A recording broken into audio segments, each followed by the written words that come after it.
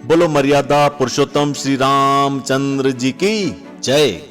बोलो पवन सूत हनुमान की जय। धर्म से लगातार जुड़े रहने के लिए और हर मंगलवार, गुरुवार, शनिवार और रविवार को हमारे वीडियोस पाने के लिए चैनल को अभी सब्सक्राइब करें और बेल आइकन दबाकर ऑल वाला नोटिफिकेशन चुनें। कहते हैं कि श्रद्धा और भक्ति के साथ की गई आराधना में बहुत शक्ति होती है। इतनी शक्ति कि एक बेबस, लाचार, हारा हुआ इंसान भी पूरी दुनिया पे राज कर सकता है। लेकिन भक्ति भाव भी उतना ही मजबूत होना चाहिए। तुलसीदास जी कहते हैं कि प्रभु अपने भक्तों की लाज बचाने के लिए हर संभव प्रयास करते हैं और भक्तों की लाज जाने नहीं देते। राम भक्त हनुमान जी चिरंजीवी हैं। भगवान श्री राम के परम धाम गमन के समय उन्होंने श्री राम कथा श्रवण के लिए चिरंजीवी होने का वरदान मांगा था।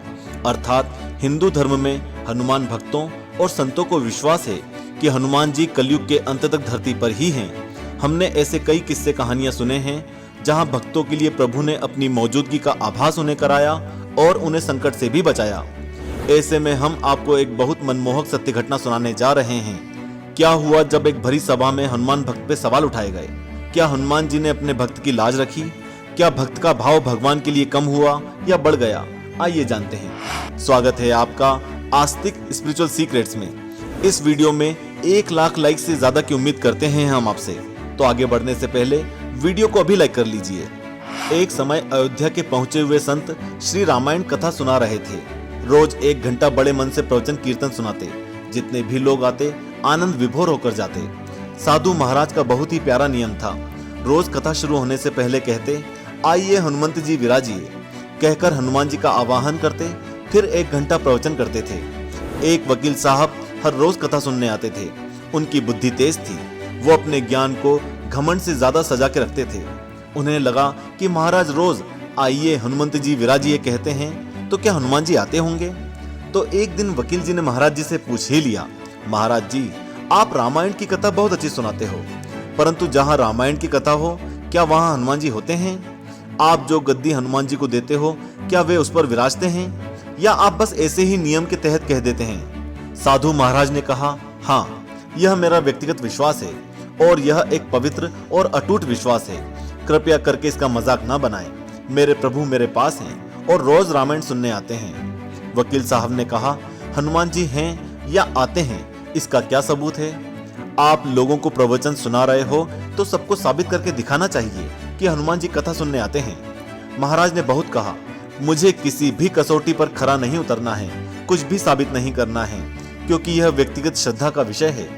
अगर आपको मेरे विश्वास से समस्या है तो आप कहो तो मैं प्रवचन बंद कर देता हूँ, या आप कथा में आना छोड़ दो अगर आपको मेरी श्रद्धा पर सवाल है। लेकिन वकील साहब नहीं माने और कहते रहे कि आप साबित करो हनुमान जी कथा सुनने आते हैं। इस तरह संघर्ष बढ़ता गया। संघर्ष की भी मर्यादा होती है। साधु महाराज ने कहा, हनुमान जी हैं या नहीं उसका यकीन मैं कल दिलाऊंगा। कल कथा शुरू हो तब एक प्रयोग करके दिखाऊंगा। जिस गद्दी पर मैं हनुमान जी को विराजित करने को कहता हूँ आप उस गद्दी को घर ले जाना, ताकि आपके मन में कहीं ये सवाल ना आए कि मैंने गद्दी के साथ कुछ किया है।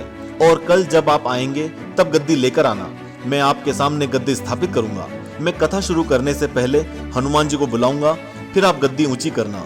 यदि आपने गद्दी ऊंची कर ली तो समझना कि हनुमान जी नहीं हैं। वकील बोला, हाँ ये बिल्कुल ठीक रहेगा। साधु महाराज ने कहा, हम दोनों में से जो पराजित होगा वह क्या करेगा? यह तो सत्य की परीक्षा है और परीक्षा का परिणाम भी होगा। वकील साहब ने कहा, मैं गद्दी ऊंची ना कर सका तो वकालत का धंधा छोड़कर आपसे दीक्षा लूंगा, और आप पराजित हो गए तो क्या करोगे? साधु महाराज ने कहा, मैं कथा वाचन छोड़कर तुम्हारे ऑफिस का चपरासी बन जाऊंगा। अगले दिन पंडाल में जो लोग कथा सुनने हर रोज नहीं आते थे वे भी इस भक्ति, प्रेम और विश्वास को देखने आए। कहीं न कहीं सबके मन में हनुमान जी के लिए विश्वास था कि वो आते हैं और आएंगे। काफी भीड़ हो गई। पूरा पंडाल भर गया। श्रद्धा और विश्वास का प्रश्न था। साधु महाराज और वकील साहब कथा पंडाल में पधारे। गद्दी रखी गई। महात्मा जी ने सजल नेत्रों से आज मंगलाचरण किया और फिर बोले, आइए हनुमंत जी पधारिए। ऐसा बोलते ही साधु जी की आंखें सजल हो उठी। मन ही मन साधु जी भाव विभोर होकर बोले, प्रभु आज मेरा नहीं रघुकुल रीति की परंपरा का सवाल है। मैं तो एक साधारण जन हूँ। कृपया मेरी भक्ति और आस्था की लाज रखें। फिर वकील साहब को निमंत्रण दिया, आइए गद्दी ऊंची कीजिए। लोगों के नेत्र एकत्र होकर एकटक वकील को निहारने लगे। सबकी नजर गद्दी पर थी। वकील साहब खड़े हुए। उन्होंने गद्दी लेने के लिए हाथ बढ़ाया, पर वे गद्दी स्पर्श न कर सके। जो भी कारण हो, उन्होंने 3 बार हाथ बढ़ाया, परंतु तीनों बार असफल रहे। महात्मा जी देख रहे थे। पकड़ना तो दूर, वो गद्दी को छू भी नहीं सके। तीनों बार वकील साहब पसीने से तरबतर हो गए। वह वकील साधु के चरणों में गिर पड़ा और बोला, महाराज, उठाने का मुझे मालूम नहीं, पर मेरा हाथ गद्दी तक नहीं पहुंच सकता, अतः मैं अपनी हार कबूल करता हूं। वकील भी फूट फूट कर रोने लगा। उसे लगा कि यह मैंने क्या अनर्थ कर दिया। जिस भगवान की भक्ति में मुझे डूबना चाहिए था, उनके ही भक्त को नीचा दिखाने चला था। और फिर वकील ने साधु के पास दीक्षा ली और प्रभु को और निकट से महसूस किया। हनुमान जी का होना चर्चा का नहीं, बल्कि विश्वास का विषय है। प्रभु श्री राम कथा जहां भी होती है, कहते हैं हनुमान जी से सुनने जरूर उपस्थित होते हैं। वह अपने प्रभु श्री राम की कथा हमेशा सुनते हैं। मन में सच्ची श्रद्धा और विश्वास हो तो आपको भी अनुभूति हो सकती है। अगर आपको भी ऊपर वाले पर विश्वास और आस्था है तो कमेंट करके जरूर बताएं और प्रभु श्री राम और हनुमान की जयकार लगाना ना भूलें। बोलो मर्यादा पुरुषोत्तम श्री रामचंद्र की जय। बोलो पवन सूत हनुमान की जय।